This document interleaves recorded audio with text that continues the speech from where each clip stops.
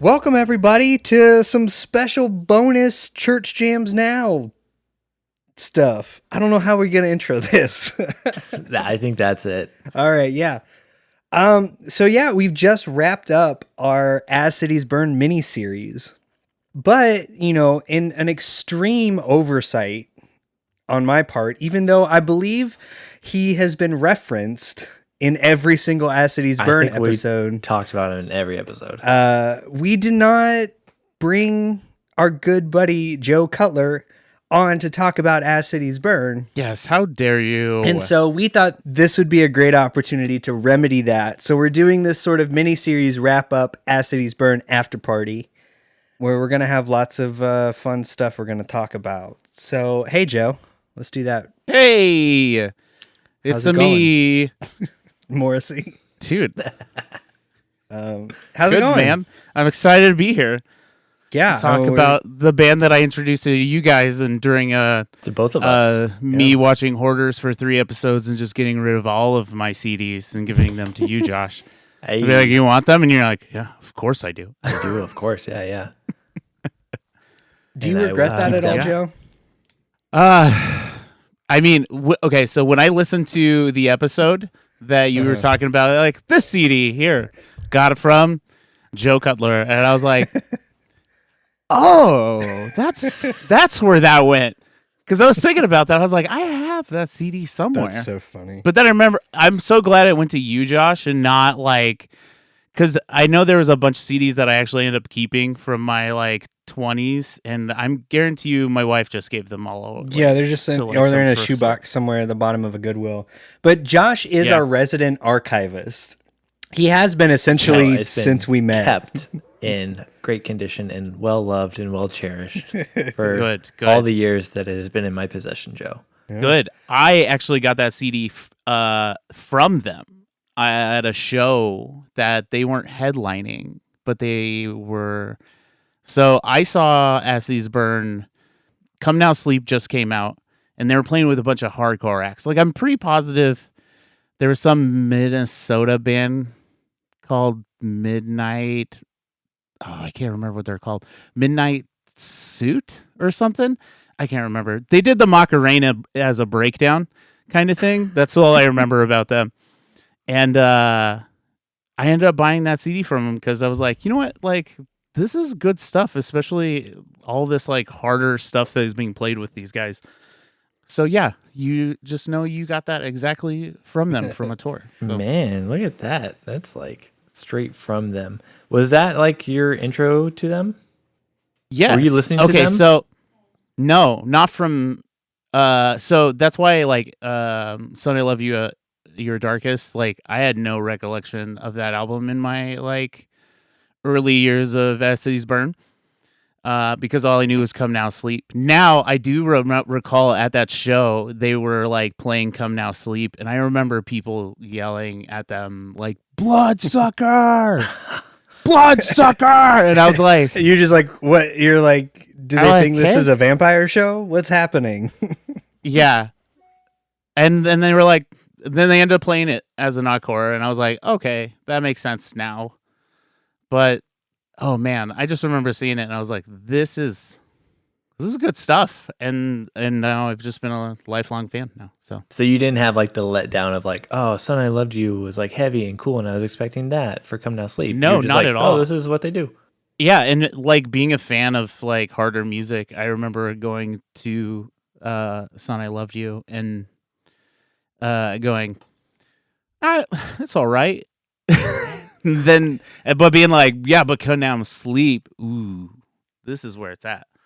Thanks. So you're only going to, when we go into your top 10 later, you're only going to add to our Come Now Sleep and Beyond. Yes, there is a couple songs from Son I Love You, but it's like the ones where you're like, because like, back then in like the early 2000s, like there was like, the like Dolores Prada had this all the time where it was just like, we're a hard metal band, but we've got that one song where like the guitarist plays or he sings that he really wants to put on this record, and it's just him singing, and everyone. It's so like it's those songs, and you're like, that's pretty cool. Yeah. Good. Anyway, Sweet. So we got a little bit of context on you as an ACB fan. So I want to Yes. transition pretty quickly into our corrections and context department. So And updates, yeah. And Yeah, so a corrections little and bit of- expounding. yeah, there we department. go. Because so Joe texted me after our Hell or High Water episode and was like, dude, you guys are talking about the artwork and you guys are all just like, yeah, I don't know what it means. And then you moved on, but I know what it means. And so that was really fascinating to me. Yes. And that's what kind of started all this. So yeah, let's hear a little bit about what you got.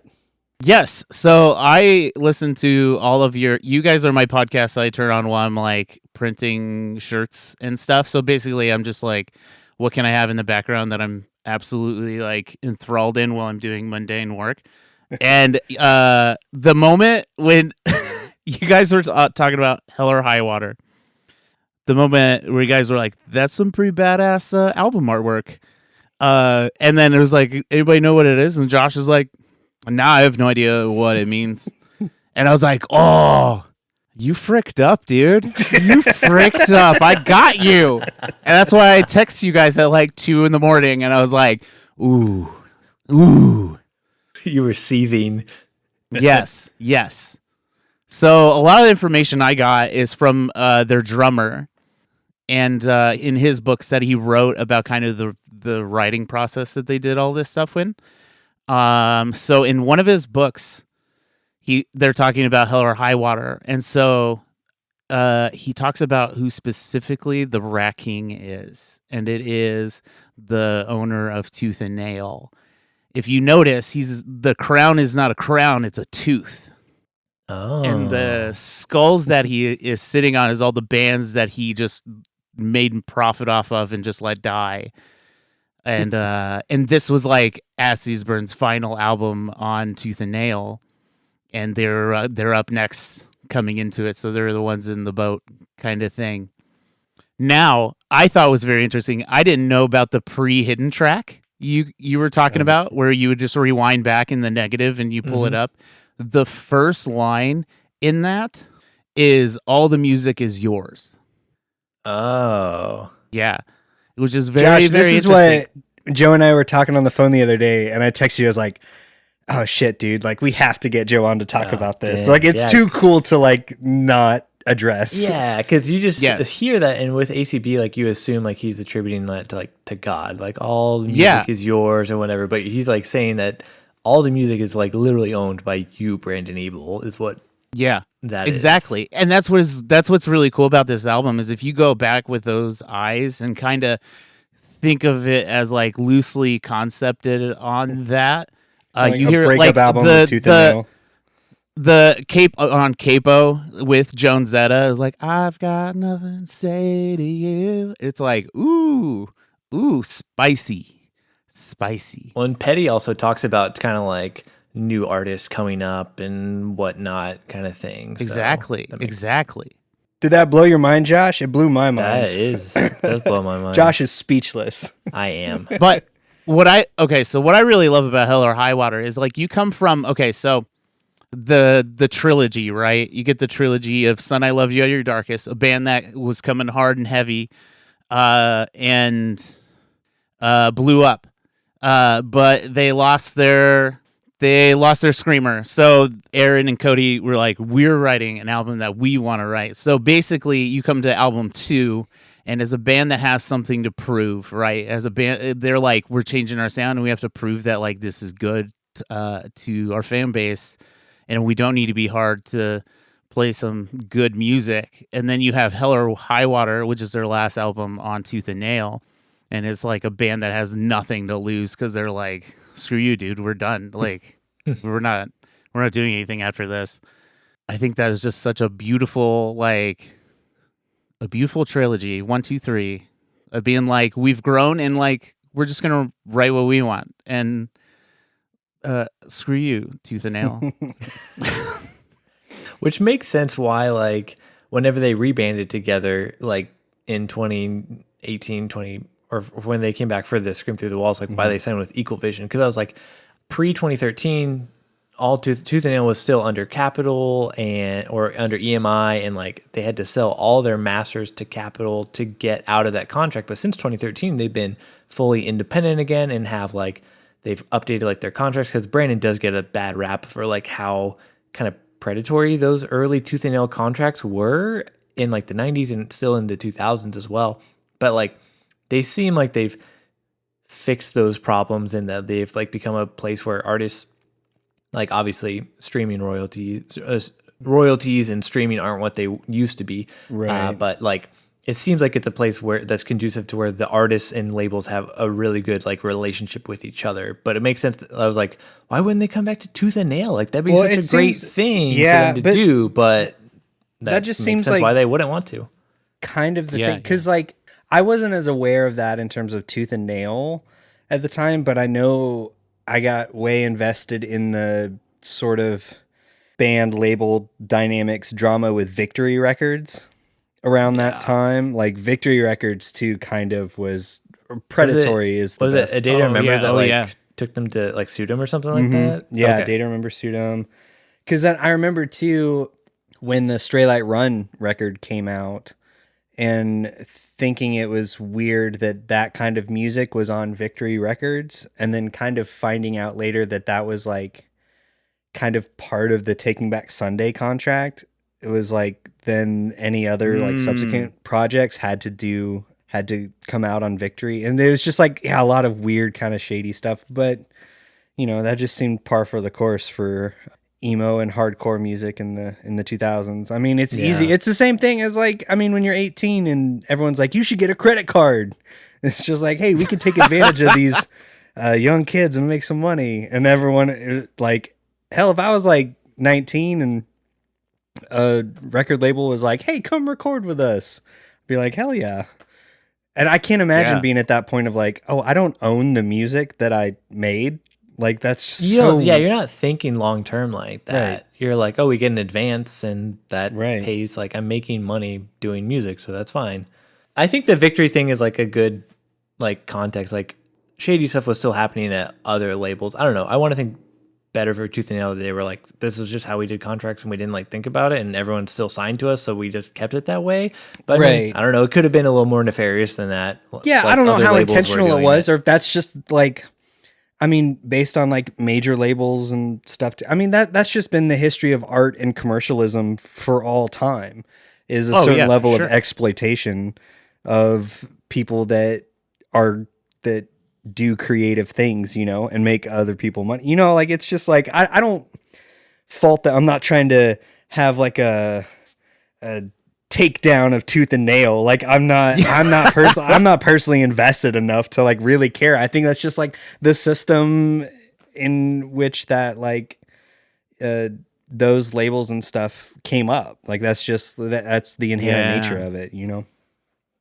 Yeah, and I feel like that's how it was. Like if you know how like marketing strategies in like music, like what they were even like 5 years ago, like it's completely different. Then you go 10 years back and it was completely different. I feel like contract wise, it was completely different. And so it was like, yeah, we're just basing our model off of whatever was popular at the time. And then you learn and grow. And then you're like, oh, those contracts don't work anymore. Okay. And then you adapt. So yeah, I will say they probably have learned from it. I will say that. Yeah. So. Well, this has been the Labeled Podcast. Yeah, welcome. Okay, what else do we have ACB wise? Joe, you got any other fun facts? Yes. So on Come Now Sleep, Timothy, Aaron Lund said that their writing process on that was.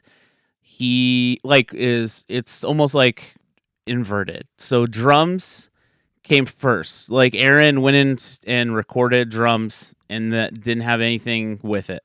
Yeah, I think we talked about that briefly on that episode. I did mention that, at least for like the long middle part. That last I've heard Lunsford talk about that he went in and they just like were like, okay, like we're gonna like we're just gonna have you record it and we'll play to however long you play. Yes, that's exactly. Which I think is such an interesting like way to, because you usually just kind of write it all together so everyone knows what's going on. And I'm like, wait, the drummer just gets to do whatever he wants. Oh, and then everyone else improvises with it. So I am like, wow, that's super cool.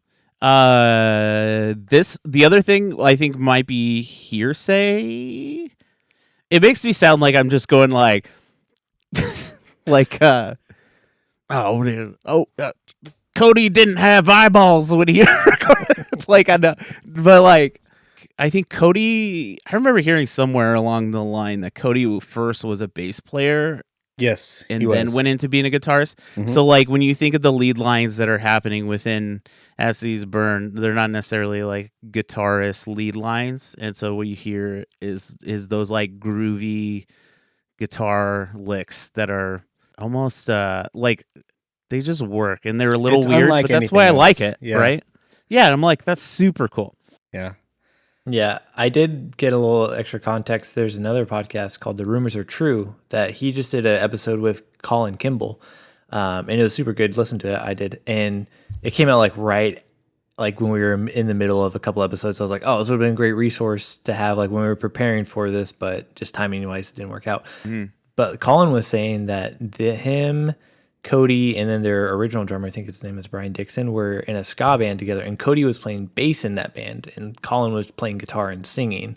So Cody was playing bass in there, but I think whenever they went to ACB, that's whenever Colin was still on guitar, but he went to guitar 2, and Cody went up to guitar 1, and that's when he did all his sweet whittlies that you love and know. Sweet whittlies. Sweet whittlies. Well, okay, so, can we talk about a little bit? You made an As Cities Burn poster. Yes. For people that don't know, you've done a few posters for live shows and stuff of bands that we've covered. But tell us about Norma Jean, August Burns Red, to name a few. Okay, so everyone's always like, how did you do that poster? How did you get in contact with that? And I'm like, honestly, okay, so my marketing ploy or whatever it was, I just wanted to go to the show for free. And so like I would always make these posters and pitch them to the band first, and they were like, oh my goodness, love that. Yeah, we would love free posters that you're going to give us. And then that puts me in contact with the booker, and that puts me in contact with any of the other bands doing that stuff. And then I'm able to put that stuff on my site and all that stuff. And yeah, if you're cool with it, we want to post that poster on our social media for sure. So people can see it. Oh yeah, absolutely. Because the artwork is super rad. I love all the posters that you've done. Yeah, absolutely. So I did that poster. I put it together. I heard they were coming to town, and I was like, ooh, I would love to do an As Cities Burn poster. So I drew that up and put it up and sent it to, I think I just went to their Instagram and I just messaged them, and they were like within 20 minutes was like, dude, yes, let's do it. Josh, that's what we should have done when we tried to book him on the podcast. Yeah. We've contacted I think everyone in that band and their management, and no one has responded to us, which is okay because they don't know us from Adam. Yeah. And we didn't give them a sweet ass poster design. I know. Kylan needs to start making cool artwork, and then we'll send that to get in. All my artwork is so stupid. We'll have Joe do our artwork, and that's Joe do some Photoshop. Photoshop your faces on their album. I'll just send them the artwork you did and be like, hey, we made this for your tour. And they're like, we're not on a tour. And this was 5 years ago.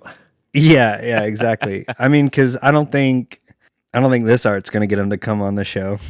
Bitches be shrimping. Probably not. I'll get them. Okay. I mean, you never know, man.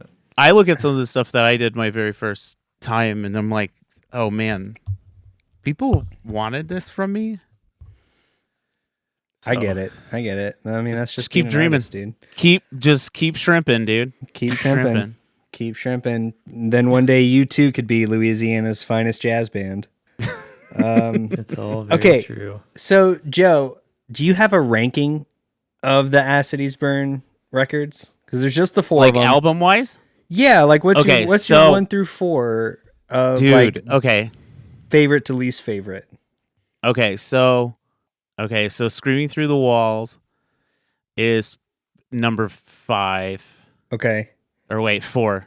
Because they only have 4 albums. Yeah, but we've included the Hawk Boy stuff. Well, not in our album rankings. Yeah, that's right. So if you just wanna add on to what Okay. you're ranking before we get into your top 10. Okay. So my ranking would be number 5, Scream Through the Walls. Okay. Number 4, Son, I Loved You, Your Darkest. Okay. Number 3, the Hawk Boy stuff. I was like super into the Hawk Boy stuff when it first came out, and I was dude. like, and it was on was it on Come and Live? It was on Come and Live, right? Maybe. I don't know. We'd have to ask Josh. But okay, do you remember positive it was. because TJ doesn't remember, but did Lonely Bones open for Hawk Boy at the door in Dallas? Ooh. Yeah, because we were trying to get that show too. Yes. As Okay, Truth About Movie Stars. Josh, we have it confirmed that TJ did open for Hawk Boy. He did? Yes. Yeah, because Okay. Truth About Movie Stars was trying to get that show too. I remember that email happening, and I was like, ooh, things? Because that was when it was like, That's great. because we were trying to do that, and then we were trying to book Del Surf or something, and I can't remember what it was. It was those, I remember I was like, Hawk Boy or this? We'll figure it out. But okay, so number 3 is the Hawk Boy stuff, because I was like, I was ready for it. Mm-hmm. Ooh. What's your second favorite As Cities Burn record? This was the hard thing for me. Oh, yeah. Yeah, it's really hard. I think these 2 albums flip for me constantly. They did for 'Cause me it's like- on this series. It's like Come Now Yeah. Sleep, but then like, what about you want to hear Come Now Sleep, but like better a little bit, like produced wise? Because there's things on Come Now Sleep I'm like, this is definitely in 2007, Right. but things in Hell or High Water I'm like, ooh. Well, I think a lot of it came down to like the mixing of it. Like I feel like when we were listening to it, obviously I feel like it was recorded well, but the way it was mixed, it Mm-hmm. Yes. does feel more Yes. of the time than Hell or High Water does. Yeah. So I'm gonna say number 2, Come Now Sleep, and number 1, Hell or High Water, because of all the bass licks and stuff. I think those are All right. get me grooving, dude. You love some sweet, sweet bass? Oh yeah. And then yes, do you sweet, sweet bass. consider Gates as the proper closer of Hell or High Water or as a bonus track? I consider a bonus track, but that's just because it doesn't feel like okay. So this is my tracking on Hell or High Water. If they ended with Pirate Blues, like if they just flipped Capo and Pirate Blues, I would have been like, that was a finisher for sure. Interesting. Or if they threw Capo up in the like 2 or 3 area, because it was just like, let's get you grooving, dude. Let's get you grooving. But yeah, Gates feels very like, you remember when they would do hidden tracks and it was just like 20 minutes of silence, and then it would go like, someone's at the door, or like, someone's in your house. I think there's a Newfound Glory like album that has that. Actually. That's so funny. It just definitely feels very, we don't know where to put this. Let's just make it a hidden track. Mm-hmm. Right. And I'm like, okay. Like, yeah, you don't need that. Or they're like, Apple will pay us a little bit extra money so we can make this an iTunes exclusive bonus track. Right. Exactly. we'll take that money.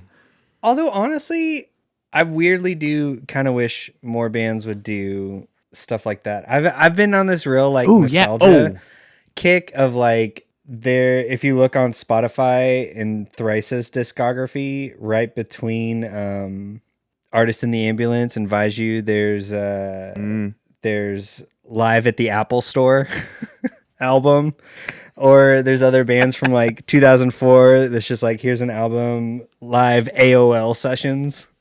It's like, man, I miss when bands would just be like, here's an EP, live at Yahoo.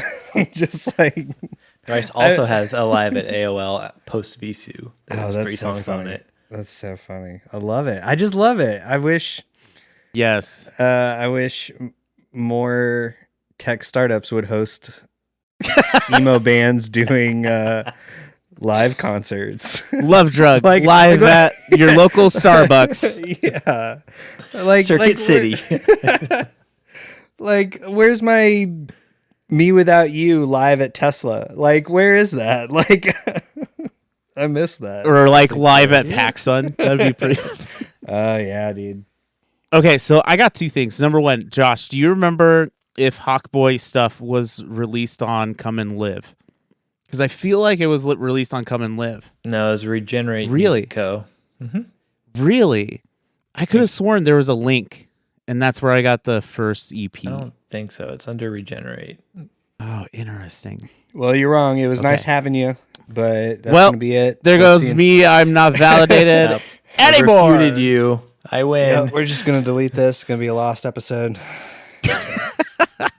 That's some classic Josh Gotcha journalism right there.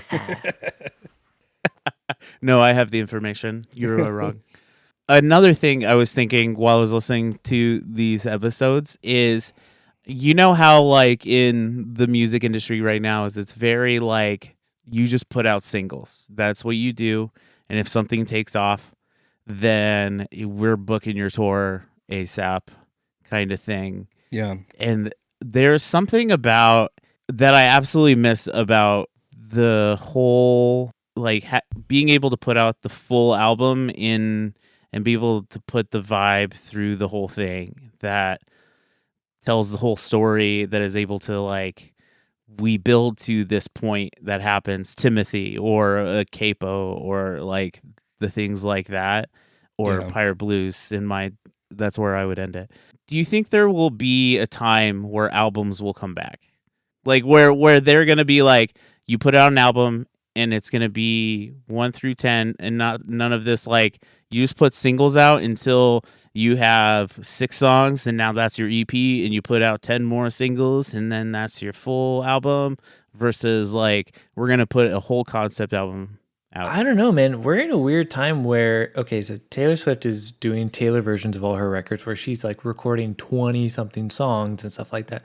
But then I'm not like super into it, but I have like family that listen to like the modern country scene, and like people are going wild with it. People are releasing double and triple albums like it's nothing in country Yeah. music these days. And I'm like, why don't you just split this up and do like a triple album? Why not make it 3 albums that you can release one and then the next one 6 months later and the next one 6 months later, and you get triple the press coverage? But people are like, here's Right, a double yeah. album, here's a triple album. I'm like, whoa. Yeah, Wow. that's big in pop Total music anti right now, the too. Spotify model.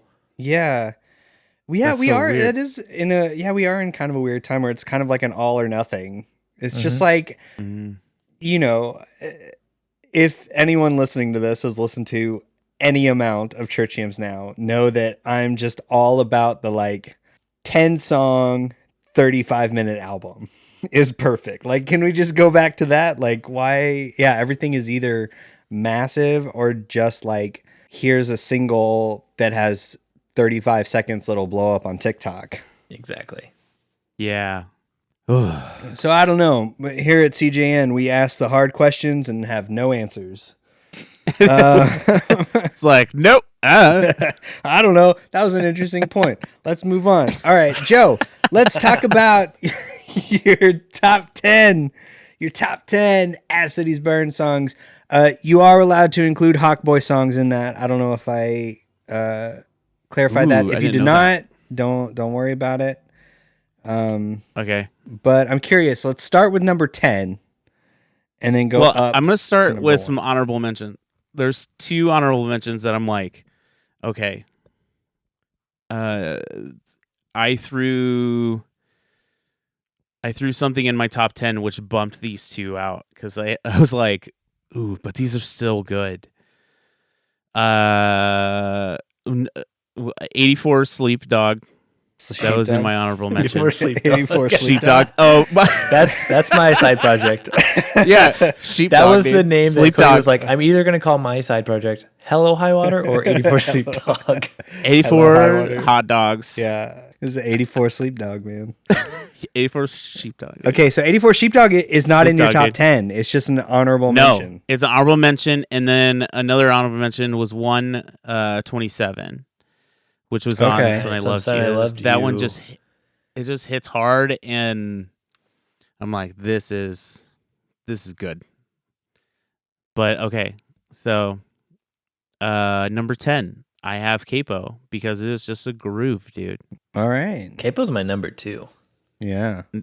Number 9, I have The Widow Classic. Okay. because it just gets you, man. Yeah. I think I was the only one that had The Widow on my I think you were, list. yeah. Yeah. That's like the one song in Bloodsucker because like I had to figure out what Bloodsucker was after that show. I was like, all right, let's listen to this. That I was like, ooh, on Son I Love You at Your Darkest. This is a good song. I like this. I like the build. It was the I like what introduction of happens. Chekhov's daddy, which is Yeah, Checkers, Daddy. All right. What's next? Number What we 8. Number 8, I have Empire. got? Okay. Which hold on, I need to listen to it right quick to remember why I put it there. Josh, you didn't have Empire on yours. I did not. No, you Me and TJ both had it. Yeah. Yes, TJ had it up a lot higher. He had it at number 4, and I had Empire at number 10. Oh, okay. Yeah, Empire is super good because you come off of track 1, which is Contact, and then you go straight into that, and you just get that snare hit Mm-hmm. that goes right into that lick. Just that first 2 seconds just gets Yeah, dude. me jazzed. For sure. All right. What's your number number- 7? Number 7, Lady Blue, because I like weird stuff in songs, and how they did that chant part. I'm like, that is beautiful. Gets me every time. Interesting. Okay. Which then leads into the rest of the song with the full band. And I'm like, Yeah. yes. Okay. All right, Number 6, I got Petty. Petty. All right. All right. Tom Petty. Tom Petty. Number 5. Now we're in the top 5. Tides. Because it was Okay. just Nice. All it's a good right. groove, dude. Number 4, Made Pretty. Made Too Pretty. Made Too Pretty. Made pretty 84 hot dogs. I love it because my notes are literally just a scribble in Photoshop Right. because I was drawn. So it's just like. Number 3, I got Clouds. All right. I okay. love Hey. the build of it. Hey, that matches with TJ's number 3. hoping TJ, there'd you be son of at a least- gun. One match, which this is a really funny time to bring up. So TJ isn't here because he's busy, but he literally just texted, "Tell Joe that whatever he's saying right now, I said he's wrong." Ah, you Wrong son of a about gun. Agreeing on the Yep. third best ACB You're song. wrong. We agree, but you're wrong. And then I got in the top 2, and it was super hard. Yeah, dude. But I ended up with number 2 is Contact. Ah. I'll put that number 1. I All was three of hoping us you put were that going to as put that number- as your number I 1. know. I was hoping we keep the streak, but Ooh, that's okay. dude, number 1 for me is Pirate Blues, though. Yeah. Because lyrically, what is happening, I'm just like, this is beautiful. I've probably wept at that. What's funny is I've wept at Timothy, too. I've wept just driving, just screaming things in my car, and I'm like, why am I crying? Right. And then I have to look deep inside myself, which Well, is Pirate a Blues thing- is the most like cinematic, I feel, of their songs, like in terms of like story. Wow. Okay, so you flip flopped one and 2, but you and TJ have the same top 3. Really? Yeah, but he told you Nice. But that you're you're wrong. I'm still wrong, so- dude. I'm still wrong. I love that guy. Well, he also said to say he loves you. He said, "Tell Joe No. that whatever he's saying right now, he's wrong, but then tell him I love him." So TJ, I hate you. You you're tell wrong you about tell- that. and you're wrong. You're wrong, TJ. Sweet, that's a good top 10 list. Did you, That is a after you made solid your list. top 10 list, did you make a playlist and listen to them, or are I- you normal? I went through. Okay, so I went through Hell or High Water, And then I grabbed the ones I was like, ooh. And then I went through Come Now Sleep. And then I went through, and then I was like, well, I gotta give the other ones some merit. Off the top of your head, are there any Hawkboy songs you would include? Or if not, like what are like just some of your favorite Hawkboy songs? Ooh, hold on. Let me pull them up. There's only 10, which is good. Not much to I choose can't from. remember any of the names. This is like the point of music. You just kind of started forgetting. You're just like, that one song. Dude, Mother London was a jam, though. Scoundrel's the best, though. Oh, yeah, Scoundrel. Forgot about that one. I heard it was Scoundrel, Mother London. So, yes. CJ, you're right about this one. CJ. What, are you drunk? What is happening? Joe, I can't believe Contact's not your number one. I know. I was hoping it would be. I know. I fought it so hard, too. I was like, ooh. And then Pirate Blues bumped it out, dude. I was like, is this better? Pirate Blues is just so good, though. Yeah, it really is. Okay, so Screaming Through the Walls, my thoughts on it. I think, okay, so there was such a hype of Acid Burn coming back around the time that they were looking to release it, or like even like 2 years before that. I remember actually. Yeah, because they had those singles that came out a couple years before. Oh, yeah. Well, and you did the tour poster for them the year before that record came out. Yeah. I think this was so Omaha is always like that skip state or like city where they go, we played Chicago, we're going to take off a day, and now we're in Denver. And so every once in a while you can grab a band from their tour package and they'll play Omaha just because they're like, yeah, we have a day off, let's just get some time on there. Actually, a perfect example of this is Chariot's farewell tour. Birds in Row was playing that, and literally in Chicago, and literally played it again. So I saw them, and then literally the next day I saw them again in a room of like 10 people. It was fantastic. But I think that's how I grabbed them on that thing. Anyways, back on track. I think there was such a hype that TJ was back, that being the fan I am of Come Now Sleep and Hell or High Water, that I was like, I love Cody's scream in this. And I love that it's not all the time. It's a perfect accent where it needs to be. I don't know. I just felt like I gave it an honest listen, and I tried. And I don't know if like, was TJ part of like the writing the lyrics within that too? I would assume so. Yeah, we kind of talked about that. Yeah, I'm excited for you to listen to our Scream Through the Walls episode, because I think you're going to find a lot. This. Well, it's not out yet. Oh, whenever it's out. Yeah, this Wednesday. This Wednesday, unless you're on our Patreon, then it comes out Monday. Dude, you guys don't need my money. You guys are doing fine without me. We don't. I'll send it to you. I'll send it to you tonight. Okay. You can listen to it. You guys talk about that though? Yeah, we talk a lot about that, or at least I did. It just didn't resonate as much with me. It seemed like they were trying really hard to go for it. Like, it seemed like had they kept going on the trajectory of Son, I Loved You, like this would be the record that comes out right after Son, I Loved You, if they were still that kind of band. But they did such a hard right turn on Come Now Sleep. But you know, there's some good stuff on that record for sure. Yeah, I'm just saying in a record, the whole record in general, I'm just like I could listen to Come Now Sleep and be like, yeah, this whole thing. And Hell or High Water, this whole thing. But Screaming Through the Walls, I'm just like, there's a couple good ones. I get that. That's about it.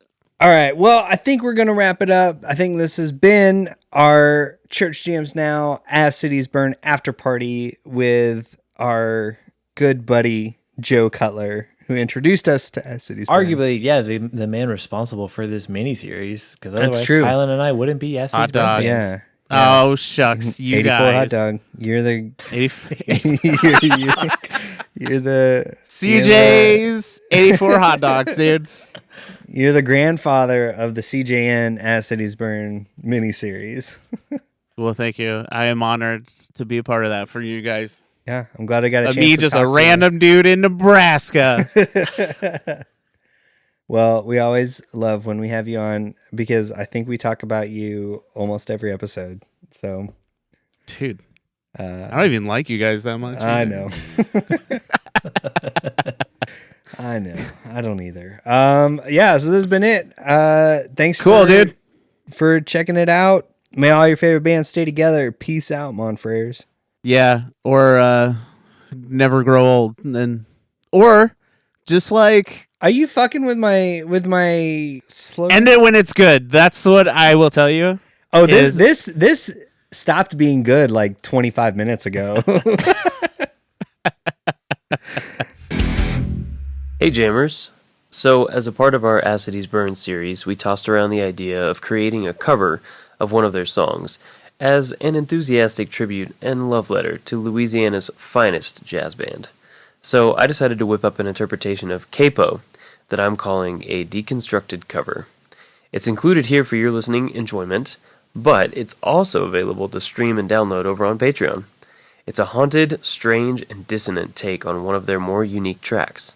So make sure to check it out, and I hope you enjoy listening to it as much as I enjoyed creating it.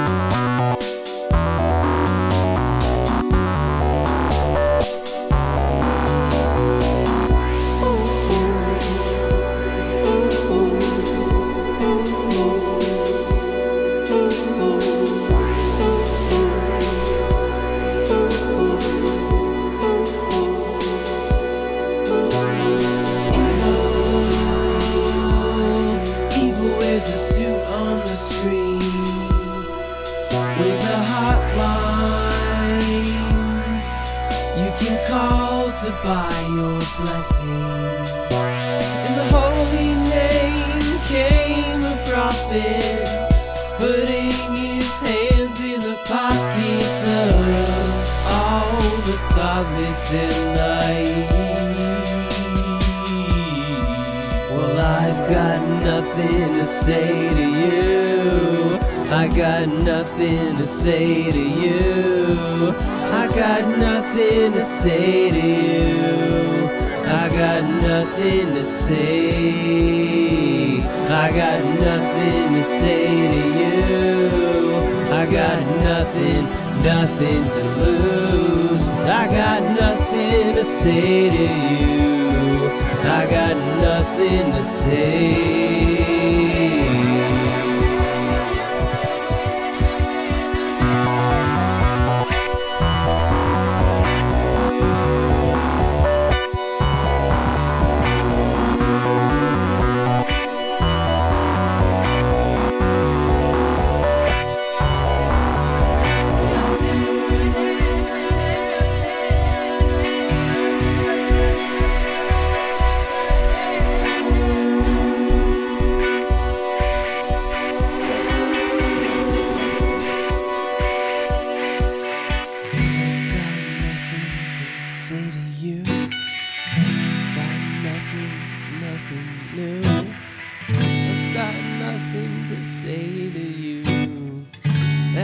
Throat I fork into.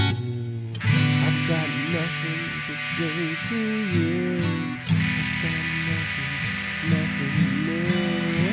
I've got nothing to say to you. At my throat I fork into. I've got nothing. I've got nothing to say to you. I've got nothing to say to you. I've got nothing to say to you. I've got nothing to say. I've got nothing to say to you. I've got nothing to say to you. I've got nothing to say to you. I've got nothing to say.